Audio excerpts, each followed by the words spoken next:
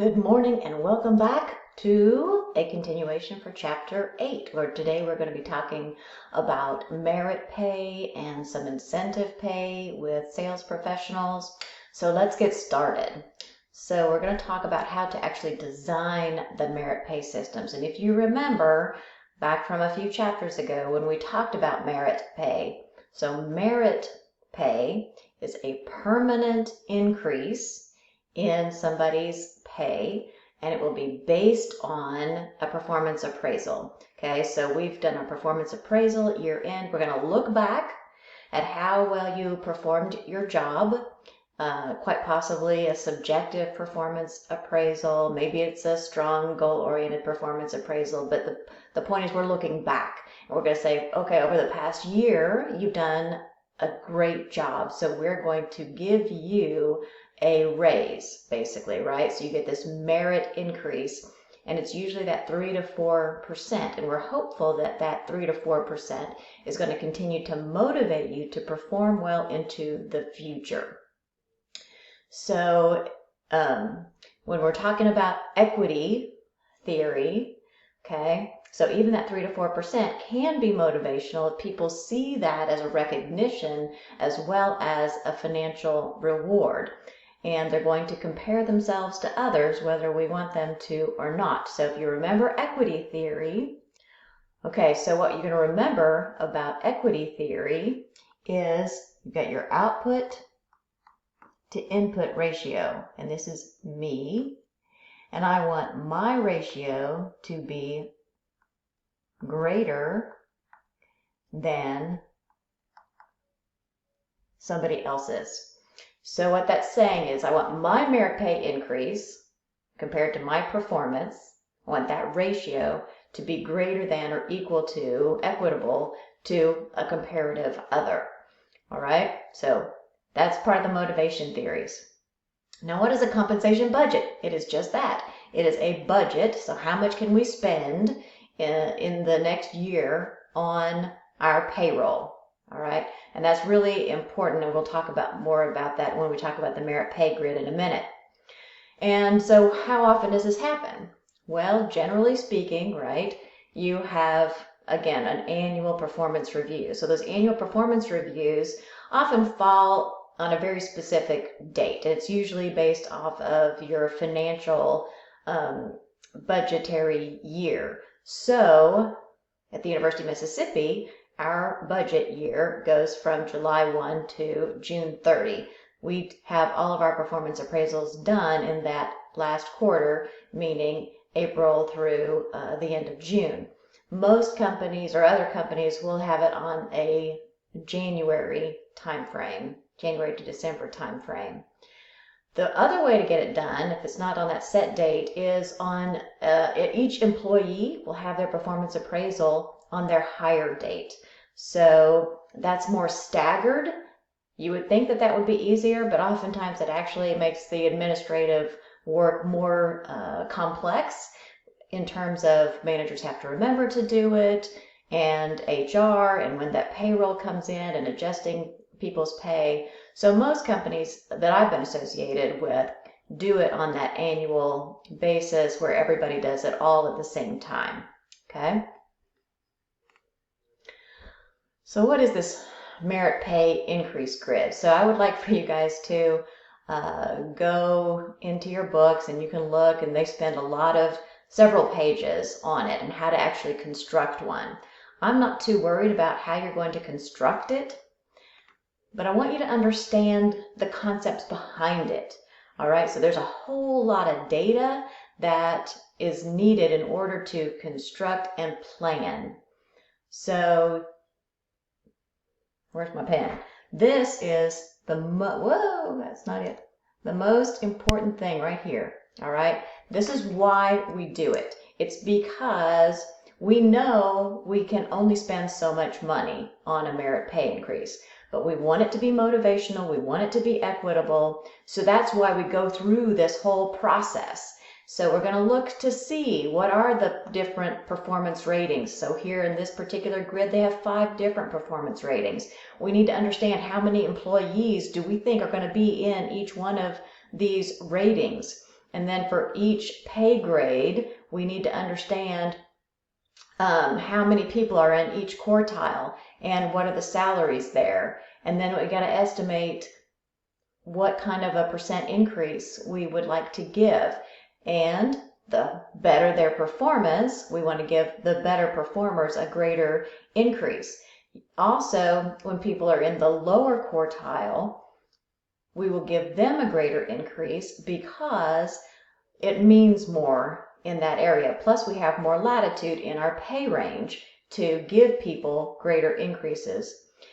So there's a whole lot of data, a whole lot of information, but the bottom line is, you go through this whole process, and if at the end the estimate of how much it's going to cost for this pay increase is more than your budget, you got to go back and reevaluate because you can't spend more than your budgeted amount. So that is what is the most critical thing. You want to give as much of an increase as you can to your people, but you can't break the bank. So we're moving on from a merit pay to sales. So the first question here is, what is the difference between your sales incentive and the merit pay? So what we were talking about before, it's based on your performance appraisal, which is often trait-based, and so it could be subjective.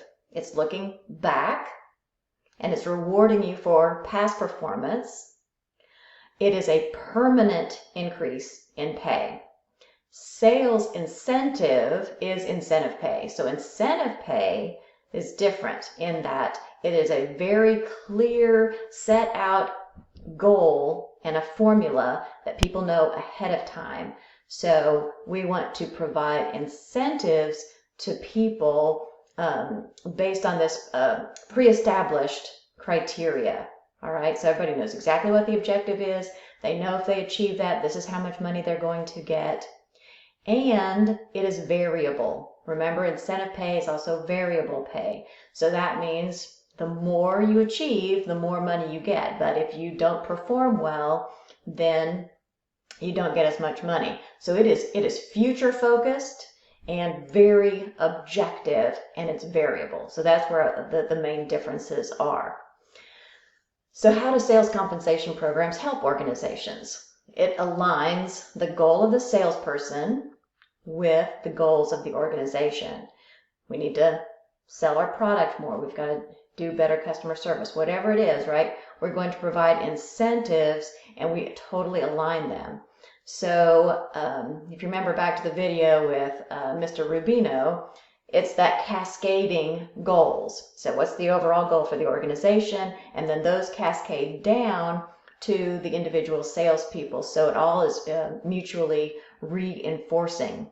And the 3 sales objectives. So I'm going to let you guys look those up in your book, but it's basically you're going to increase volume, or you increase the number of products that you're selling to the same customers that you already have, or just kind of overall sales growth.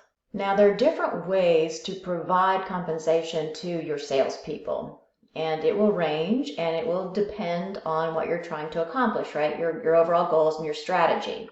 So we'll start with the salary only. It is what it says it is. You're providing a salary. There's no commission. There's no incentive pay. It's all based on just every month or every couple of weeks, you're going to get that same paycheck.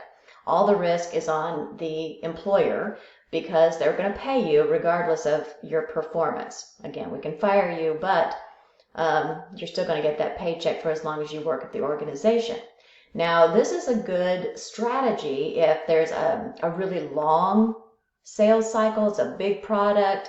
It's a very long sales cycle, and if there are multiple people involved, if it's a team-based type of a sales process, if there's a whole lot of customer service and integration that has to happen.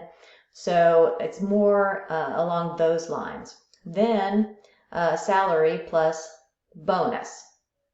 Okay, so the bonus is that one-time pay.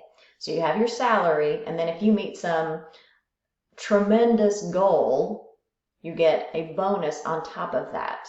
So that's like a really big achievement. Then you'll get that bonus.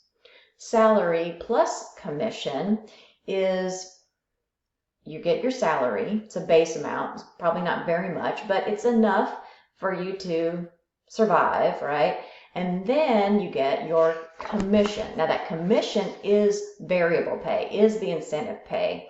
And so in this case, that's really good. This is a good strategy whenever you want to attract good people, let them know that you're going to work with them, you're going to help them to be successful, right? You're going to give them that salary, but it also provides that motivation to go out and make lots of sales. Then we have these commission plus draw. So a draw is just basically a loan, and it says you're going to be on commission. It's really commission only, but we understand that you have to pay your bills now. So we're going to give you a loan. It's almost like a loan based off of the commissions that you'll be building later. So we're going to work with you. We're going to make sure you can pay your bills, but you have all the incentive to make lots of commissions so that you can pay that back and make a lot more money. So recoverable versus non-recoverable is the recoverable says that you're going to repay that loan. The non-recoverable says you're not going to pay back that loan, and you don't need to pay back that loan based off of your future paycheck and your future commissions. Non-recoverable, though, what could happen if after 3 months you still haven't made enough money to pay that back, then we'll just fire you. You're obviously not a good salesperson. So that's kind of the way that that works. And then the last type of a compensation plan that a sales professional might encounter is the commission only. So there's no draw, there's no salary, it's totally incentive based. It's totally variable pay. 100% of the risk is on the employee and on the salesperson. Straight commission just says every unit you sell, this is how you get 5% or some percentage, whatever it might be. You sell these units, this is how much money you're going to get. And so it's very straightforward, just that fixed percentage off of whatever that sales revenue is.